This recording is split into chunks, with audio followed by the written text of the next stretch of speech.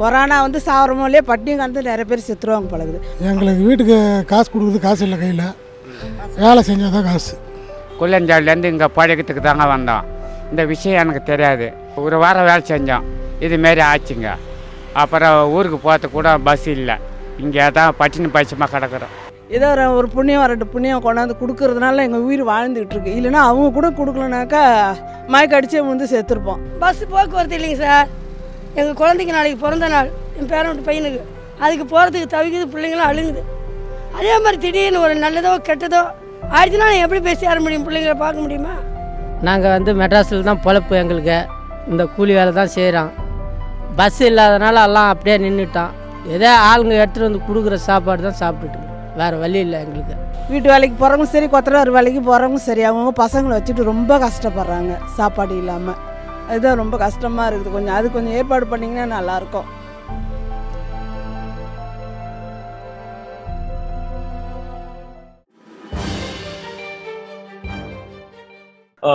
Good morning, everyone.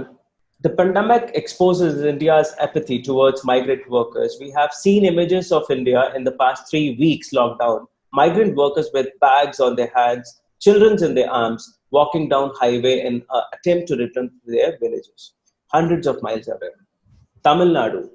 Tamil Nadu is one more place where we see a lot of migrant workers coming from up north, from east, west, all over. So today the panel discussion is all about migrant workers, people who come to serve us to make our city more beautiful, right? So கூலி தொழிலாளர்களின் நிலை தமிழகத்தில் என்னவா இருக்குன்னு நம்ம நம்மளோட இணைஞ்சிருக்கவர்கள் பார்த்தீங்கன்னா Nithyanandam Jayaraman sir. அவர் வந்து ஒரு social activist, volunteer with Chennai Covid citizen fund. அதுக்கப்புறம் Divya is a content writer. Also, she is working with Chennai Helpline for migrant workers. Hello Divya and hello Nityanandam sir.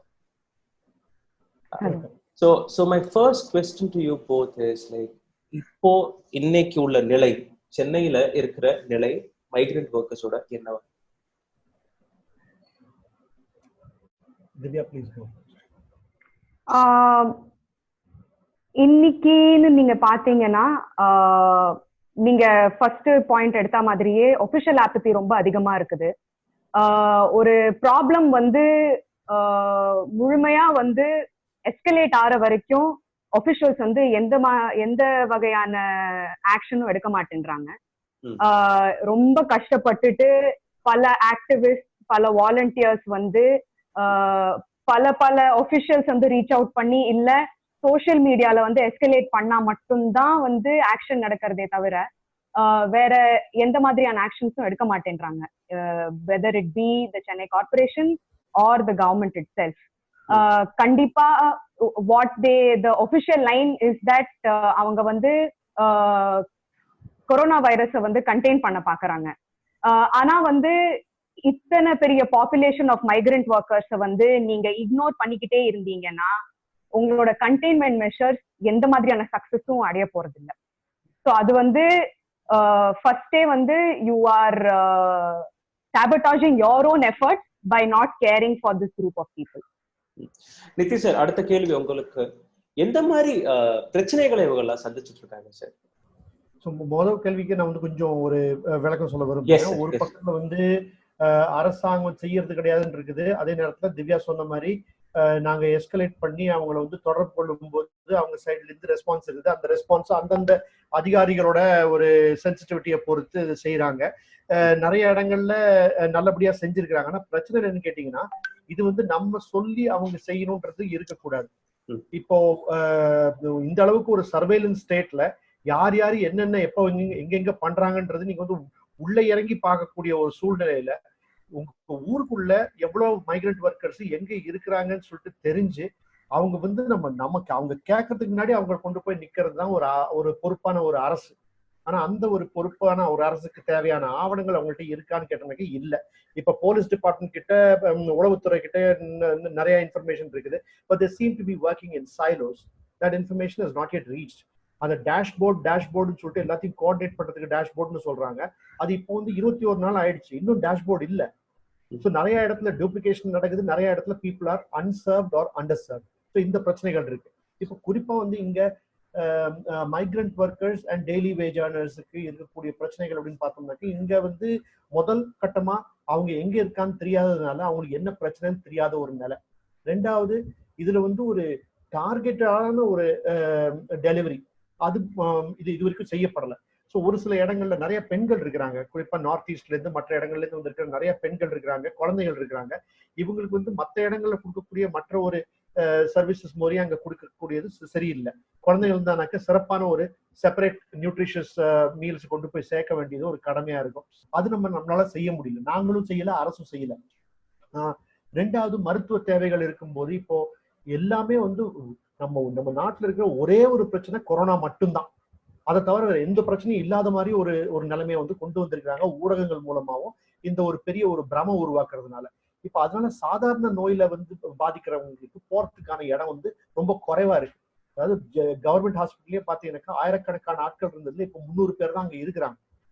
அப்போ மற்றவங்களுக்கு மற்ற நோயில வந்து பாதிக்கப்படுறவங்க எப்படி இந்த ஒரு மருத்துவ வசதிகளை கொண்டு போய் அணுகிறது அப்படின்ற விஷயம் சாதாரண மக்களுக்கு, தமிழ்நாட்டுல தமிழ் வாழ் மக்களுக்கே வந்து கஷ்டமா இருக்க போது இடம்பெயர்ந்து வந்து வரக்கூடிய தொழிலாளர்களுக்கு அது இன்னும் அதிகமான ஒரு பிரச்சனை. மூணாவது, இவங்களுக்கு வந்து பக்கத்துலயே வந்து அம்மா உணவகம் இருக்கலாம், இல்லாட்டி ரேஷன் கடை வந்து 1.5 கிலோமீட்டர் தூரத்துல இருக்கலாம். அங்க போயிட்டு வாங்கிட்டு வரதுக்கு அவங்களுக்கு பயம் இருக்கு. அந்த பயத்தை வந்து நீங்க போக்கணும்னாக்கா போலீஸ்காரங்க சைட்ல இருந்து ஒரு ப்ரோஆக்டிவான இவங்களுக்கு ஒரு வரவேற்பும் ஒரு பாதுகாப்பு சூழலை வந்து ஏற்படுத்தணும். அப்படி இல்லாட்டி உங்களுக்கு பக்கத்துலயே அம்மா கேன்டீன் இருக்கும், ஆனா இவங்க வந்து சாப்பாடு இல்லாம சாவானே தவிர அங்க பக்கத்துல போயிட்டு சாப்பிடறதுக்கு பயப்படுவாங்க. இந்த மாதிரி பிரச்சனைகளும் இருக்கு. சார், நேத்து இதே மாதிரி I met lot of migrant workers. அவங்களுடைய ஒரே பிரச்சனை என்னன்னா சாப்பாடு. நீங்க சொன்ன மாதிரி அம்மா கேன்டீன் இருக்கலாம், இல்லைன்னா ரேஷன் கடையில போய் அரிசி கொடுக்குற மாதிரி இருக்கலாம். பட் ரேஷன் ஆஃபீஸர்ஸ் என்ன சொல்றாங்கன்னா, you should have a ration card in the same city or something. So அவங்களுக்கு வந்து ரேஷன் வழங்கப்படுகிறது இல்லை. இன்னொரு பிரச்சனை அவங்க என்ன சொல்றாங்கன்னா, அவங்க வந்து ஒரு டோக்கன் அலாட் பண்றாங்க. அந்த டோக்கன் அன்னைக்கு போய் அந்த டோக்கனுக்காக நின்னா இன்னைக்கு இல்லை, நீங்க நாளைக்கு வாங்கணும். So to receive that sack of rice they have to struggle for about 2 to 3 days. So அந்த 2-3 நாட்கள் அவங்க சாப்பிடாம இருந்திருக்காங்க நிறைய பேர். இன்னொரு விஷயம் அவங்களுக்கு என்ன பிரச்சனை, as you said, like there is no security what they find. So இந்த மாதிரி நிலையில அரசாங்கம் ஒவ்வொரு அவங்க தங்கி இருக்கிற இடத்துகளுக்கு போய் அரிசி கொண்டு கொடுக்கறது பெட்டரா இருக்குமா, இல்ல அவங்களே போய் வாங்குறது பெட்டரா? கண்டிப்பா டோர் டெலிவரி தான் வந்து எல்லாருக்கும் வந்து யூஸ்ஃபுல்லா இருக்கும். இது வந்து எல்லாருக்கும் ஒரு உரிமை. இது வந்து யாரும் ஸ்ட்ரகிள் பண்ணக்கூடாது ஃபுட்டுக்கு. பட் திவ்யா, அவங்கள்ட்ட வந்து அட்ரஸே இல்லை, அவங்க எல்லாருமே ரோட்ல இருக்கிறவங்களை பத்தி பரவாயில்ல. இது வந்து ஒரு எமர்ஜென்சி சிச்சுவேஷன். இப்போ நீங்க ஒரு கவர்மெண்டே வந்து you are saying it is an emergency time அப்படின்னு இருக்கும் போது எக்ஸ்ட்ராடினரி டைம்ஸ்ல வந்து எக்ஸ்ட்ராடினரி மெஷர்ஸ் கொண்டே ஆகணும். Anyway it is a different fact that even during non-emergency time people should be given food at their doorstep. But now it is all the more necessary that rations are given to people where they are, and if they do not have the ability to cook food themselves, then they should be provided with cooked food. And in the responsibility வந்து government எடுத்துக்கணும், not private institutions or NGOs, which is what and surprisingly government is expecting that private institutions and NGOs take it up, which is a big problem right now. நாங்க சந்திச்ச நிறைய பேர் ஒரே விஷயத்த என்ன சொன்னாங்கன்னா, நாங்க கொரோனாவில சாகுறோமோ இல்லையோ பசியும் பட்னியோட நாங்க சாக போறோம்னு ஒரு விஷயத்த அவங்க நினைக்கிறாங்க. ஸோ உங்க மாதிரி ஆர்கனைசேஷன், நீங்க உங்களுக்கு வர்ற கால்ஸ், லைக் கால் சென்டர்ஸ்ல வர்ற கால்ஸ்ல எந்த மாதிரி கால்ஸ் நீங்க அட்டென்ட் பண்றீங்க, எந்த மாதிரி அவங்கள வந்து ஹெல்ப் பண்றீங்க? இது வந்து நான் சொல்ல போனோம்னாக்க, இது ஹெல்ப்புங்கிற வார்த்தையை நம்ம வந்து தூக்கிடுவோம். ஹெல்ப்புங்கிற வார்த்தை வந்து ஒரு பேட்ரனைசிங் வார்த்தை. இதுல நம்ம வந்து செஞ்சிருக்க வேண்டிய விஷயங்களை செய்யாதனால்தான் இடம்பெயர்ந்த தொழிலாளிகள் நம்ம ஊருக்கு வராங்க. அவங்கவுங்க ஊர்ல வந்து வளர்ச்சி திட்டங்கள் ஒழுங்கா இருந்துச்சுனாக்கா அவங்க ஊர்லயே இருந்திருப்பாங்க. நம்ம ஊர்ல வந்து சாவறதுக்கு அவசியமே கிடையாது. ஸோ முதல் கட்டமா நான் என்ன சொல்றேன்னாக்க, நம்ம இப்ப செஞ்சுட்டு இருக்கிறது எப்பயோ செய்ய வேண்டிய கடமையை இப்போ ஒரு துளியை செய்யறதுக்கு ஆரம்பிச்சிருக்கோம். ஸோ இது வந்து நம்ம இந்த பிரச்சனை முடிஞ்ச பிறகு ஞாபகம் வச்சுக்க வேண்டிய ஒரு முக்கியமான விஷயம். ரெண்டாவது, இப்போ வந்து வரக்கூடிய கால்ஸ்ன்னு பாத்தீங்கன்னாக்க, நாங்க வந்து செஞ்சுட்டு இருக்கிறது திவ்யா நாங்க எல்லாம் ஒரே கூட்டமைப்புல இருந்து செய்யறோம். நாங்க செஞ்சுட்டு இருக்கு நாள் பூரா ஒரு 20-25 பேர் வந்து காலையில ஒரு 8 மணில இருந்து மாலை ஒரு 8 மணி வரைக்கும் நாள் பூரா உழைச்சா கூட we will be scratching the surface. So அது ரொம்ப முக்கியமான. நம்ம வந்து இப்போ நம்மளுக்கே நம்ம தோல் தட்டி கொடுக்கறது கிடையாது. இது நம்ம செய்யறதுனாக்க இந்த மாதிரி ஒரு பிரச்சனையை வந்து எதிர்கொள்றதுல வரக்கூடிய சிக்கல்கள் என்ன, இந்த சிக்கல்களை எடுத்து அரசு கிட்ட சொல்லி அரசை பொறுப்பாக்க வேண்டிய ஒரு பிரச்சார குழு தான் நாங்களே தவிர we are not a charitable organization. We are not doing charity. We are trying to emphasize that people have a right, and that right has to be delivered or met with dignity. And so that for that mechanisms have to be set in place. Adula first mechanism is democracy and decentralization. இது ரெண்டும் நம்ம ஊர்ல வந்து ஒரு பற்றாக்குறை. உணவு பற்றாக்குறையோட பயங்கரமான பற்றாக்குறைன்னு பாத்தீங்கன்னா ஜனநாயக பற்றாக்குறை, பப்ளிக் பார்ட்டிசிபேஷன் பற்றாக்குறை.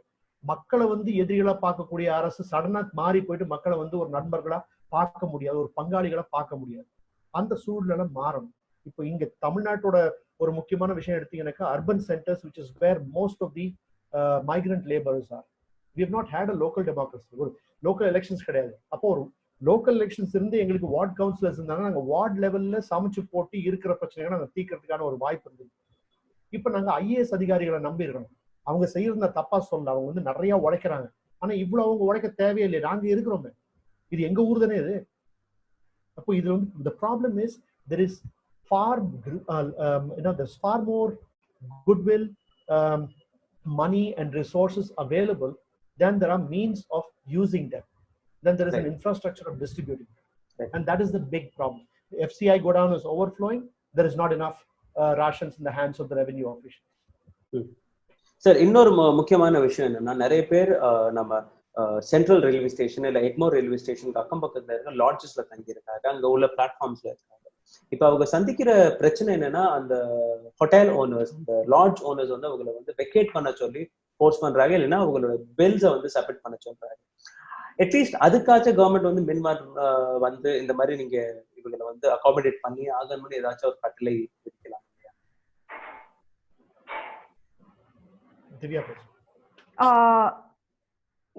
ஸோ இப்போ வந்து கவர்மெண்ட் வந்து ஏற்கனவே ஒரு ஜியோ பாஸ் பண்ணியிருக்காங்க. தட் லேண்ட்லார்ட்ஸ் வந்து ரெண்ட்டை வந்து வசூல் பண்ண முடியாது அப்படிங்கிற ஒரு ஜியோ வந்து பாஸ் பண்ணியிருக்காங்க. ஆனா அதுல வந்து எந்த வகையான கிளாரிட்டியும் இல்லை. எல்லாருமே ஒரு கன்ஃபியூஷன்ல தான் இருக்காங்க. ஆக்டிவிஸ்டும் வந்து அந்த கன்ஃபியூஷன் மூலியமா தான் we are negotiating and providing whatever possible support to people are making emergency calls. So ஒன்னு கவர்மெண்ட் வந்து இத்தனை பிரச்சனை வருதுன்னு they will also be aware. So it is emergent on them that they provide better clarity. Also ஒரு landlord, ஒரு lodge owner, அவங்களுக்கும் at the end of lockdown எந்த மாதிரியான நிலைமை இருக்க போறதுன்னு அவங்களுக்கும் ஒரு கிளாரிட்டி தேவை. While migrants are suffering now, and even if the government says that rent வந்து கொடுக்க முடியாது, some of the landlords are also in very deep problems. So government வந்து எல்லாருக்கும் வந்து clarity கண்டிப்பா கொடுத்தாகணும். Because right now we are facing an issue in around Central Station where landlords are trying to evict all the migrant laborers who are staying, citing that நீங்க வந்து rent pay பண்ண மாட்டேன்றீங்க, rent pay பண்ணுங்க, இல்லைன்னா நாங்க வந்து power cut பண்ணிடுவோம், water supply cut பண்ணிடுவோம். அது பண்ண ஆரம்பிச்சுட்டாங்க. இப்போ வந்து நிறைய இந்த மாதிரி டாக்டிக்ஸ் எல்லாம் யூஸ் பண்ண ஆரம்பிச்சிட்டாங்க. ஸோ அவங்கள்ட்ட போய் பேசும்போது அவங்களோட ப்ராப்ளம்ஸ் தான் எங்கள்கிட்ட சொல்றாங்க. இல்ல நாங்க வந்து மைக்ரன்ஸை வந்து we will allow them to stay, but what are we going to do அப்படின்னா எங்களை கேட்கறாங்க. So we are no one to give them that answer. The government is the one who should be providing clarity for all parties included. So clarity வந்து அவங்க இந்த 3 மாசம் rent எப்படி கொடுக்கணும், அந்த 3 மாசம் ரெண்ட் 3 மாசம் கழிச்சு ஒன்னா சேர்த்து வாங்க போற மாதிரி ஒரு கிளாரிட்டி வேணுமா, இல்ல இந்த 3 மாசம் அவங்க கட்டவே வேண்டாம், it will start a fresh rentals after 3 months, அந்த மாதிரி கிளாரிட்டி வேணுமா, இல்ல இந்த 3 மாசம் அவங்க கட்டாம இருக்கிறத வந்து 4வது மாசத்துல இருந்து அந்த ரெண்டை வந்து இன்க்ரீஸ் பண்ணி ஒரு காமனான ரெண்ட் அவங்க வாங்க போறாங்க, அந்த மாதிரி என்ன மாதிரி கிளாரிட்டி மேடம்? இப்போ வந்து cumulative if you are expecting them to pay na அது சாத்தியப்படாது, அது யாராலுமே முடியாது. Already if the lockdown is going to extend, already they have not been receiving wages, they will not receive wages going forward. யாராலுமே afford பண்ண முடியாது அந்த cumulative rent or anything like that. So definitely the government needs to sit down with the landlords and figure out some system which works for everyone and ensure that migrants are not unduly affected at the end of the lockdown, because அப்போ வந்து all the more accountability இல்லாம போயிடும். So இப்போவே அந்த ஒரு problem வந்து resolve பண்ணாதான் after lockdown இது வந்து ஒரு பெரிய ப்ராப்ளமா ஆகாம இருக்கும். ஓகே சார், என்ன கருத்து என்னன்னு கேட்டீங்கன்னாக்க இதுல வந்து government cannot be telling employers you pay for days that they've not worked. Lodge owners, you pay for the you take on the cost of rent and accommodation. What is the government doing? So the thing is that the lodge owner or a small contractor who has 10 or 15 people, 20 people working under him, he's also a person who's in need. Expecting a small contractor with virtually no working capital to be able to advance for a month and a half, and God knows when this government will open up the lockdown, I think it is unreasonable. I mean, you have modeled your lockdown along the lines of what Switzerland or some other country would have done. This is a country whose wheels move by migrant labor and farm labor. This is not a country that moves with the Adanis and the Birlas and the Tatas. They're not the ones who are moving the wheels. We've seen how the wheels have come to a grinding halt only because there are not enough people to load and unload, enough people to harvest, enough people to work the factory lines. So forget it. Capital is not the issue. Labor is the one that makes this country move. And you have forgotten to make a policy or a lockdown plan that actually arises from, informed by the labor experience of this country.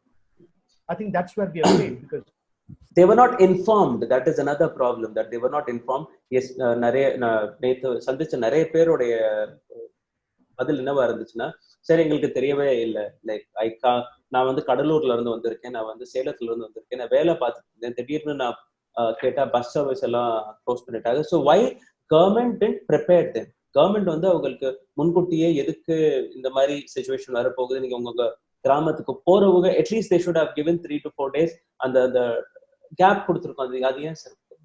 எதனால? எனக்கு தெரிஞ்சு நம்ம அதிகாரத்தில் இருக்கக்கூடிய எந்த ஒரு அதிகார வர்க்கத்தில் இருக்கக்கூடியவங்களுக்கு ஒரு அடித்தட்டு மக்கள் வாழக்கூடிய ஒரு உண்மையும் அவங்களோட ரியாலிட்டியை பத்தி தெரியறதுக்கு வாய்ப்பு இல்லை. ஏன்னா privilege blinds their eyes.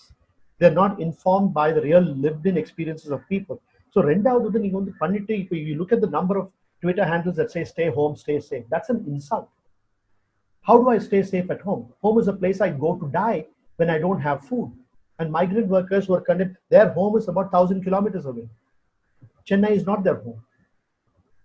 So, I mean, the primary issue is our elected officials have forgotten the backgrounds that they come from and who feeds them and who works for them and who builds them. In India is a country that is specialized and perfected the art of discrimination, and so we are right now paying the price for it. We do not see beyond our class lines, and so we are able to say that okay, you can do online yoga online. I mean, that is really sad for a country like this where you have probably a majority of people going without food.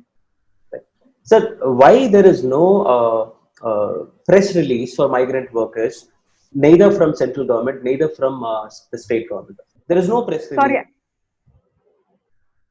Because workers பத்தி யாருமே பேச மாட்டேங்கிறாங்க. In fact when you talk about health ministry in Tamil Nadu, அதுவும் ஒரு விதமா crash ஆயிருச்சு. Health minister is not coming in front of media. Beela ராஜேஷ்ங்கிறவங்க health secretary வந்து நம்மள வந்து அட்ரஸ் பண்றாங்க கடந்த 15 நாளா. சீஃப் மினிஸ்டர் அவங்க வந்து what ever central government will say we will follow that, obey that ன்னு சொல்றாங்க. So what is happening in Tamil Nadu? Is that the government thinking for people who are in Tamil Nadu? இப்போ நீங்க உங்க கேள்விய I think you've answered it yourself. I don't think they are looking at it from the people's perspective at all. அந்த மாதிரி பண்ணிட்டு இருந்தாங்கன்னா இந்த நிலைக்கு வந்து கண்டிப்பா வந்திருக்காது சிச்சுவேஷனே. Okay. So what I would say is that என்னோட அனுபவத்துல வந்து கண்டிப்பா ஒரு revenue officials on the ground, corporations officials on the ground, people we are interacting with are working overtime. They are trying to make a very horrible situation slightly better. But இதுல வந்து அவங்க இந்த மாதிரி செய்ய தேவையில்லை. If there is better planning, it would have been easy for everybody concerned. As I said, there are enough number of organizations and initiatives that are currently interested, willing to, wanting to help. The government does not have a way in which that can be coordinated. They say corona virusனால எங்களுக்கு வந்து ஊரடங்கு சட்டம் இருக்குது, அதனால social distancing வேணும். Social distancing வேணும்னாக்க நீங்க வந்து முதல் இந்த மாதிரி நாட்டில் சோஷியல் டிஸ்டன்சிங் சாத்தியமான்னு சொல்லிட்டு நீங்க பார்த்தாகணும். ஒரு செம்மஞ்சேரி பெரும்பாக்கம் மாதிரி இடத்துல வந்து நீங்க 26,000 குடும்பங்களை வந்து ஒரே இடத்துல தள்ளி வச்சு, அதுவும் ஏழை குடும்பங்களை ஒரே இடத்துல தள்ளி வச்சு நீ social, you already practice social distancing by removing them from your city and sending them to a ghetto, and then you're talking about social distancing over there. I think that is not an honest statement to make. If you want social distancing, it is possible. In that case, we should not be looking at door delivery in places like Besant Nagar and Anna Nagar. We must be looking at door delivery in places like Perumbakam and Semanjeri and Kannagi Nagar and the other large number of mass eviction sites, places where oustees have been housed. These things I think would be easier for people who are working from a poor-centric point of view. Our governments have always been interested in investors. The Global Investor Meet gets a lot more interest and gets great interdepartmental coordination. But if you go to the Slum Clearance Board apartments, like in Semanjeri and Perumbakam, you find that the Labor Department is missing in action.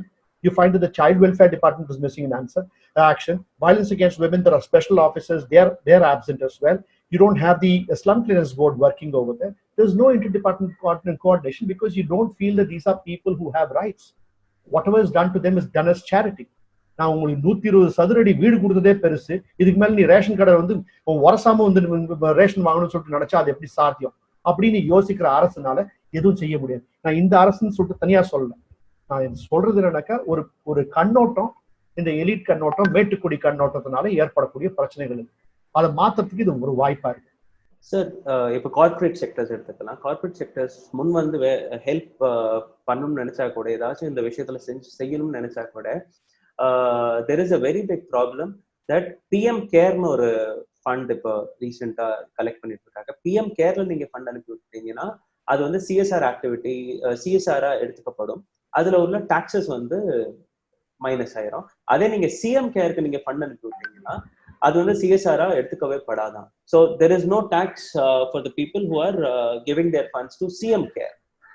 So இதை எப்படி பார்க்கலாம் sir? So எப்படிதான் ஒரு corporate வந்து state லெவல்ல முன் வந்து support பண்ணுவாங்க? இது பை டிசைனே வந்து இதை டீசென்ட்ரலைஸ் பண்ணக்கூடாதுன்னு தான் இந்த மாதிரியான ஒரு செட்டப் பண்ணிருக்காங்கன்னு எங்களுக்கு தோன்றது, எனக்கு தோன்றது. I am sure many people share this perspective. இது வந்து இது ஒரு என்ன சொல்றது, ஒரு டாப் டு டவுன் அப்ரோச் பண்ணி இது வந்து வேற யாருக்குமே எந்த ரெஸ்பான்சிபிலிட்டி கொடுக்காம only I will know what I am going to do and I will reveal step by step what is my grand plan, அந்த மாதிரி ஒரு அப்ரோச் மாதிரி தான் இருக்குது. ஸோ கண்டிப்பா இத வந்து இன்னும் எலிகென்ட்டா அவர் பண்ணி PM கேர்ஸ்னு இந்த இனிஷியேட்டிவ் கொண்டு வந்திருக்காரு. So it is very clear what is the intent. I have nothing else to add here. Okay, கடைசியா இதை முடிக்கிறதுக்கு முன்னாடி இவங்களுடைய எண்ணிக்கை, இந்த மைக்ரண்ட் ஒர்க்கர்ஸோட எண்ணிக்கை தமிழ்நாட்டில் எவ்வளவா இருக்கும்? சென்னை போன்ற சிட்டிஸ்ல வந்து நிறைய NGOs ஒர்க் பண்றாங்க, இந்த மாதிரி நிறைய ஆர்கனைசேஷன்ஸ் ஒர்க் பண்றாங்க. ஸோ இங்கே சிக்கி இருக்கிற தொழிலாளர்களுக்கு வந்து ஹெல்ப் சீக்கிரமா போய் சேருது. அதே ஒரு சின்ன டவுன்லயோ இல்லை கிராமப்புறத்துலயோ போய் சிக்கி இருக்கிற மக்களுடைய நிலை என்ன? இப்போ ஒட்டுமொத்தமா தமிழ்நாட்டுல எவ்வளவுன்னு கேட்டோம்னாக்க இது வந்து ஒரு சரியான ஒரு எண் இல்லை, அதான் முதல் குறை. இப்போ இது நாங்க தொடங்கும் போது கொடுத்த எண் வந்து ஏறாக்குறையா ஒரு 15 லட்சம் இடம்பெயர்ந்த தொழிலாளர்கள் இங்க இருக்கலாம்னு சொல்லிட்டு, அது வந்து 20 லட்சமாவும் இருக்கலாம், 30 லட்சமாவும் இருக்கலாம், அதோட கம்மியா இருக்காது, அது வாய்ப்பு இல்லை. ஸோ அந்த எண்ணிக்கையோட விஷயம் இந்த மாதிரி. சென்னை நகரத்துக்குள்ள இந்த இது வந்து கொஞ்சம் பெட்டரா இருக்கு அப்படின்றது வந்து ப்ராபப்ளி ஒரு உண்மை இருக்குல்ல. ஏன்னா விசிபிலிட்டி அதிகமா இருக்கிறதுனால இந்த இடத்துல வந்து கொஞ்சம் ரிசோர்சஸ் போய் சேருது. அது மட்டும் இல்லாம அம்மா கேன்டீனோட நெட்வொர்க் நல்லா இருக்குது. அதை தவிர வந்து மற்ற மாநிலங்கள்ல உங்களுக்கு எங்கெங்கெல்லாம் ஒரு ப்ரோஆக்டிவ் டிஸ்ட்ரிக்ட் அட்மினிஸ்ட்ரேஷன் இருக்கும் அங்க ஓரளவுக்கு, அதாவது நம்ம கூப்பிட்ட உடனே ஒரு விஷயத்துக்கு கூப்பிட்ட உடனே ஏதோ செய்யறதுக்கு அங்க ஆட்கள் இருப்பாங்க. திருப்பூர் போன்ற இடங்கள்ல அந்த மாதிரி இருக்கு. திருவள்ளூர் மாவட்டத்துல ஒரு சில இடங்கள்ல கொஞ்சம் ப்ரோஆக்டிவா வேலை செஞ்சிருக்கிறாங்க. அதை தாண்டி இப்ப நீங்க கிருஷ்ணகிரி, ஈரோடு இந்த மாதிரி இடங்களுக்கு போனீங்கன்னாக்க அவங்க இருக்கிற இடம் நம்மளுக்கு தெரியறது கிடையாது. அப்போ அங்க வந்து இப்ப தெரிஞ்ச பிறகுதான் நம்ம இப்ப எங்களுக்கே வந்து வரக்கூடியது எல்லாத்துலயும் அதிகமா வந்திருக்கிறது சென்னை, காஞ்சிபுரம், செங்கல்பட்டு. Kanchipuram Chengalpattu huge hotspot. அதுக்கப்புறம் திருவள்ளூர் மாவட்டம், திருப்பூர், இந்த இடங்கள். இதை தவிர எங்களுக்கு வந்து Thoothukudi definitely will be a hotspot. அங்கேருந்து அதிகமா எங்களுக்கு வரல, ஆனா அங்க இருக்கிறாங்க. ராமநாதபுரம், கன்னியாகுமரி டிஸ்ட்ரிக்ட்லயும் ஆட்கள் இருக்காங்க, மதுரையிலையும் இருப்பாங்க. மதுரையில இருந்தும் அதிகமா வரல. அப்படின்னா இந்த எங்கெங்கெல்லாம் எங்களுக்கு வரலையோ அந்த இடங்கள்லாம் எங்களுக்கு தெரியாத ஏகப்பட்ட ஆட்கள் வந்து சிக்கிட்டு இருக்கிறாங்க. Also I'd like to add that எங்களுக்கு வர requests or SOS messages வந்து largely யாருக்கெல்லாம் வந்து ஒரு அளவுக்கு சோஷியல் மீடியா ஆக்சஸ் இல்ல, அவங்களுக்கே யாராச்சும் ஆக்டிவிஸ்ட் தெரிஞ்சு ஆர் கவர்மெண்ட்ல வந்து ஏதாவது கான்டாக்ட் இருந்து அப்படி சுத்தி எங்களுக்கு வருது. So there are a lot of people who don't have such access to people or contacts like this. So அவங்களோட கேசஸ் வந்து முன்னுக்கு எப்பயுமே வரத்துக்கு சான்சஸ் இல்ல. ஸோ கண்டிப்பா இப்போ what ever estimate we're able to make with the number of calls we are getting, அதுக்கு மேலேயும் நிறைய மக்கள் கண்டிப்பா இருப்பாங்க. Also one last thing I would like to add, இப்போ வந்து கால்ஸ் வந்து நாங்க எடுக்க என்ன முன்னுக்கு வருதுன்னா, ஒர்க்கர்ஸோட மென்டல் ஹெல்த் சிச்சுவேஷன் வந்து ரொம்ப புவர் ஆயிட்டே வருது. Many of them are getting suicidal. இப்போ கவர்மெண்ட் அன்லெஸ் ஒரு அவங்களுக்கு ஒரு அஷூரன்ஸ், அவங்கள்ட்ட டைரக்டா பேசி நாங்க உங்களை பாத்துக்கிறோம், we will take care of you அப்படின்னு சொன்னா மட்டுமே தான் அவங்களுடைய பதட்டங்கள், அவங்களுடைய பேனிக் வந்து கம்மியாகும். இல்லைன்னா பாம்பேல நடந்த மாதிரி, சூரத்ல நடந்த மாதிரி they will become victim to rumors, and அந்த மாதிரியான சிச்சுவேஷன் வந்து நிறைய தமிழ்நாட்டிலயும் வரத்துக்கு வாய்ப்பு அதிகமா இருக்குது. ஸோ டெஃபினட்டா கவர்மெண்ட் வந்து இன்னும் ப்ரோஆக்டிவா they should go on the field and try and assure and reduce the amount of panic that is there amongst all migrant workers. Okay. And I have two last things to say. One, I think that what we're finding out is that not everybody has a bank account, or if they have a bank account, the bank account is not operational for a variety of reasons. They might have purchased a motorcycle, EMI kattadanaala ipo bank account has been taken over by XYZ finance company. So அந்த மாதிரி பிரச்சனைகள் இருக்கு. So நம்ம அரசுல வந்து ஒரு பெருசா சொன்னாங்க எல்லாருக்கும் ஒரு பேங்க் அக்கௌண்ட், எல்லாருக்கும் பேங்க் அக்கௌண்ட்ல வந்து நம்ம வந்து 15,000 ரூபாய் சுவிஸ் பேங்க்ல இருந்து எடுத்து போட்டுருவோம்னு சொன்னதெல்லாம் வந்து குண்டு. ரெண்டாவது விஷயம், இந்த ஆதார்னு சொல்றாங்களே, அந்த ஆதாரோட யூஸ் எதுவுமே இல்லையே. அந்த ஆதார் இருந்துச்சுனாக்கா ஒட்டுமொத்தமா யாரு எங்க இருந்தாலும் இந்தியனா இருந்தானாக்கா அவனுக்கு வந்து போயிட்டு சேர வேண்டியது போய் சேரும்னு சொன்னவரு, இப்ப அந்த ஆதார் நம்பர் எல்லாரும் வந்து கொடுக்கறது ஆதார் நம்பர் மட்டும் தான். கேட்கறதுக்கு முன்னாடி அவங்க பேரு கொடுக்கறதுக்கு முன்னாடி ஆதார் நம்பர் கொடுக்கான்னு கேக்குறாங்க. அப்ப அந்த ஆதாரை கையில வச்சு அந்த ஆதாருக்கு என்ன யூஸ் ஆயிருக்குது, இது ரெண்டாவது விஷயம். மூணாவது, நம்ம சந்திக்க போற எல்லாத்துடைய ஒரு பெரிய நெருக்கடி இன்னும் 15 நாட்கள் கழிச்சிருக்கு. ஏன்னா இங்க இருந்து அவங்க இருக்கிறதுக்கு அவங்களுக்கு வந்து இடுப்பு கொள்ளல, எல்லாரும் வீட்டுக்கு போகணுன்றதான் இருக்கிறாங்க. ஸோ இதுல இருந்து ரெண்டு பிரச்சனை வரும். நீங்க எப்படி அவங்க கொண்டு போய் வீட்டுக்கு போய் சேர்க்க போறீங்க? தமிழ்நாடு, கர்நாடகா, கேரளா, ஆந்திரா, தெலுங்கானா எல்லா இடங்கள்ல இருந்தும் எல்லாரும், சத்தீஸ்கர், ஜார்க்கண்ட், ஒடிஷா, வெஸ்ட் பெங்கால், யூபி, பீகார் இந்த இடத்துக்கு போய் சேர போறாங்க. அப்படின்னா இங்கேருந்து ஒரு மாஸ் எக்ஸடஸ் ஆக போகுது. அந்த எக்ஸடஸை நீங்க எப்படி கட்டுப்படுத்த போறீங்க? கட்டுப்படுத்த முடியுமான்றது எனக்கு தெரியாது. Because it's almost like a force of nature, people wanting to go back. I think their social distancing will go for a toss, but more importantly, I think that there's going to be all kinds of other issues unless we plan very, very, very carefully. This is not something that NGOs and activists can do. We need to have people like the railways coming in and figuring it out at the highest level. You have 14 days to avert another disaster, the kind of disaster that we had during the partition. அதே மாதிரி இப்பயும் வந்து வரதுக்கான ஒரு வாய்ப்பு இருக்கு. அதை நம்ம வந்து கண்டிப்பா முன்கூடியே யோசிச்சு கொஞ்சம் நடவடிக்கை எடுக்கணும். So how do you think we can address this issue, sir? How do you think should we mobilize people from one place to another place district wise, or the train should start for certain states for no, what I would say is that I'm completely out of my depth in talking about this. You can't have people coming in just like, faffing about what needs to be done. It is my idea, grand idea. You need to have people who know their business. The railways knows their business. They move people, thousands of people. the truckers know their business. The transport authorities know their business. Just as we're trying to mobilize kitchens, we need to figure out how do we mobilize people from a bunch of different places. How do we not have gridlocks or bottlenecks on the way, because you're going to be looking at all roads leading out of Rome will be clogged. Okay. And all roads leading into Chhattisgarh, Jharkhand, etc. will be clogged. So we need to have a high-level interstate chief minister, sitting down along with the relevant authorities to figure this out. There needs to be a dedicated team for this, just working on a travel and evacuation plan that treats people with dignity, that allows them space, that prevents people from having to fight with each other and compete with each other, and from infecting each other, to be able to reach homes. You need to provide them with food on the way. There has to be adequate water on the way, and the toilets have to be clean. I mean, it is a massive exercise. And our governments, if they perform well on this, then I think that it'll be hats off. We'll be very, very happy. And I hope that we will learn something valuable. So one more last thing like this. First வந்து ஒரு 21 நாள் சொன்னாங்க, அதுக்கப்புறம் 19 நாள், மொத்தம் 40 நாள் ஆயிடுச்சு. இந்த 40 நாட்களுக்கு பின் என்னெல்லாம் வரப்போகுதுன்னு நீங்க சொன்னீங்க. அதை விட பெரிய விஷயம் என்னன்னா, இந்த வீடியோ பார்க்கறதுக்கு முன்னாடி இந்த வீடியோ பார்த்ததுக்கு அப்புறம் நிறைய பேர் வந்து இதை பத்தி யோசிப்பாங்க. இதை பத்தி ஒரு தாட் அவங்களுக்கு வரும், எப்படி என் அக்கம் பக்கத்துல இருக்கிற இந்த மைக்ரேட் ஒர்க்கர்ஸ்க்கு நான் போய் ஹெல்ப் பண்ணலாம். ஸோ அதுக்காக ஏதாச்சும் வெப்சைட்டோ இல்லை ஏதாச்சும் ஒரு ஹெல்ப்லைன் நம்பர் இருக்குமா, so that people who want to volunteer themselves, they can come and join? Website அப்படின்னு சொல்லிட்டு ஒன்றும் இல்லை. அந்தந்த இடங்கள்ல அவங்க சுற்றி பார்க்கணும். ஒரு பெரிய அளவுக்கு நம்ம வந்து வாலண்டியர் பண்ணணும் அப்படின்னு சொல்றதோட, உங்க சுத்து வட்டாரத்தில் இருக்கக்கூடிய ஹோம்லெஸ் பீப்புள், உங்க சுத்து வட்டாரத்தில் இருக்கக்கூடிய மைக்ரண்ட் ஒர்க்கர்ஸ், அவங்க வந்து இருக்கும்போது குறைஞ்சபட்சம் அவங்கள பார்த்து நல்லபடியா பேசணும். ஏன்னா அவங்க வந்து ஒரு டென்ஷன்ல இருக்கும்போது, இல்லை இந்த ஊர்ல நாங்க அவங்கள பாத்துக்கிறோன்ற ஒரு ஆஸ்வாசம். இவங்க இப்போ திவ்யா சொன்ன மாதிரி அவங்க பயந்து இருக்கிறாங்க, அவங்களுக்கு செக்யூரிட்டி வேணும். அந்த செக்யூரிட்டி வந்து வெறும் சீஃப் மினிஸ்டர் சொல்றதுல இருந்து மட்டும் வர்றது கிடையாது. பக்கத்து வீட்டுக்காரர் என்ன சொல்றானோ அதுல இருந்து வருது. நம்ம அவங்கள வந்து எப்படி ட்ரீட் பண்றோம், மற்றவங்க யாராச்சும் தவறா ட்ரீட் பண்ணிட்டு இருக்காங்கனாக்கா அதை வந்து தட்டி கேட்கக்கூடிய ஒரு உணர்வை வந்து நம்ம இங்க கொடுக்கணும்.